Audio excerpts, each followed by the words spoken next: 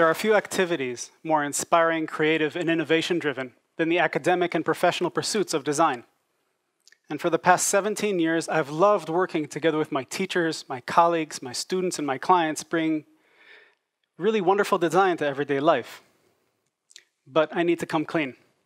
This is the first time I've ever done this in front of an audience, and one of the few times I've ever said it out loud.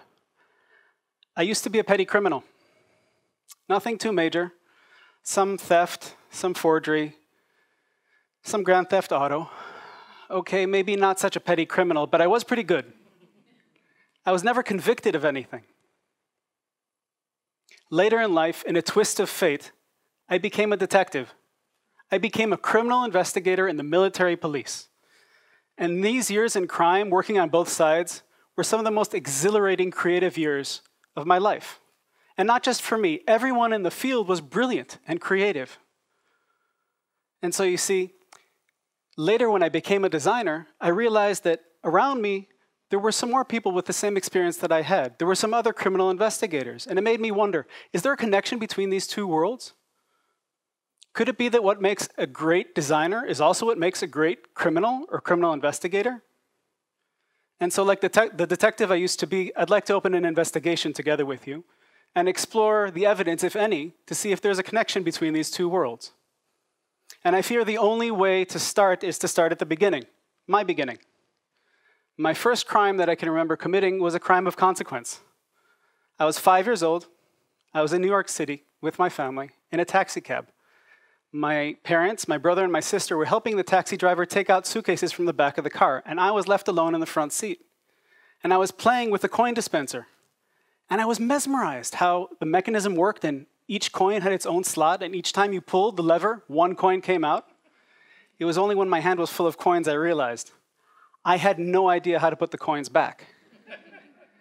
And when the driver started coming around, I panicked and I jammed the coins in my pocket, and I prayed that no one had noticed. And at the time, I thought no one had.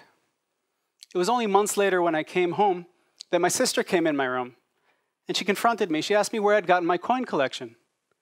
I was mortified. I tried giving her a lie, but she didn't buy it. She told me she'd seen it. I still can remember the feeling of heat spreading through my chest and my head.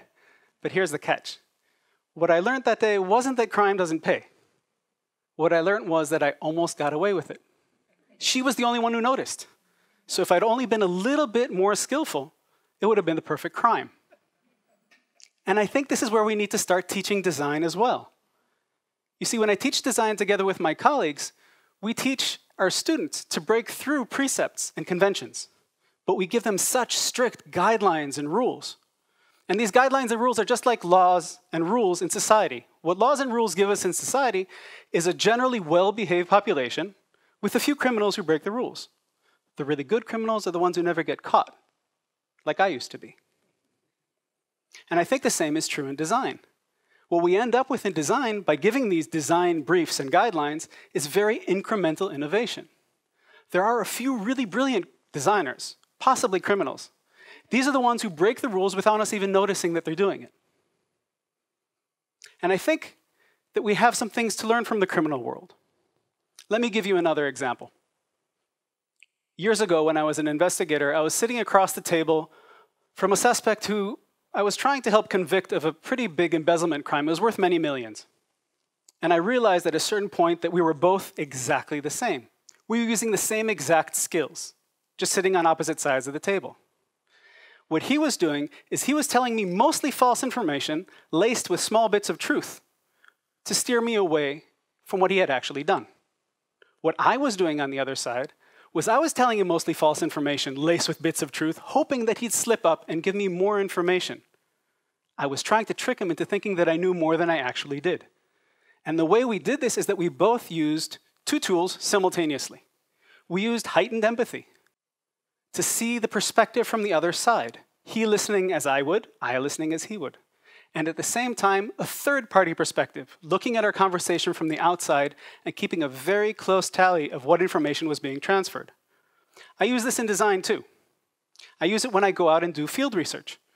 I go out with no clipboard, no pre-rehearsed questions, and I have a very deep conversation with the person I'm talking to. But at the same time, I'm listening and watching for verbal and nonverbal cues. I'm listening to what information is being passed and looking for nonverbal cues like when they take a little step back, when they're offended by a question, or when they get really enthusiastic about something and want to tell me more. Now, this is quite hard to do. Not any one of these things, but to do it simultaneously is quite hard. So when I teach my students, what I teach them to do is to go out in pairs. One should have a deep, meaningful conversation that's not pre-rehearsed with open-ended questions. The other is there to observe, and most importantly, to shut up. Because it's only when we're quiet and not part of the actual conversation when we can pick up on these nonverbal cues and verbal cues. So this is another skill that we can use. When I look at the skills I was using as a criminal and then later as a criminal investigator, I think there are many tools that we can use. Take even the most cliche of tools, good cop, bad cop. Is there a way we can implement this in design? Now, good cop, bad cop, for those of you who don't know, is when there are two detectives who are interrogating a single suspect. One detective plays the good cop and is really, really nice to the suspect. The other plays the bad cop and is really awful to the suspect. Now, what happens is that the suspect really wants to talk to the good cop just so he won't have to talk to the awful bad cop.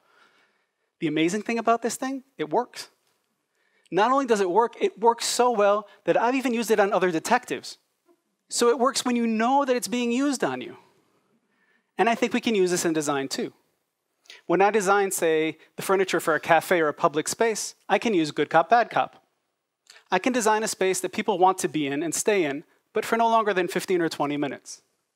Good cop, come, this is a really cool place. See and be seen. Bad cop, you might feel a little bit too exposed. Does your back hurt? Because there's no real full back support. Good cop, come again, this is a really great experience. Bad cop, don't bring your laptop next time. There's no place to charge it, and the tables are at the wrong height. Here too, it works. It works even though I know I'm being nudged towards a certain behavior as a customer. But it's the balance. It's the balance between the good cop and the bad cop, and the fact that I'm aware of the manipulation that make it somehow all okay. So you see, I think there are a few tools and things that we can learn from the criminal world. We can learn to break into the box. We can learn to use heightened empathy together with a third-party perspective. We can use good cop, bad cop. But I do want to leave you with this. We've all had criminal thoughts. Some of us maybe more than others. But we shouldn't squash those thoughts. It's okay to have them. If we give these criminal thoughts some freedom, we might just break through our creative boundaries. Let's be creative about the way we teach and practice design. Now, I'm not saying that we should take criminals and make them designers. But what I am saying is that we should definitely consider criminalizing design. Thank you.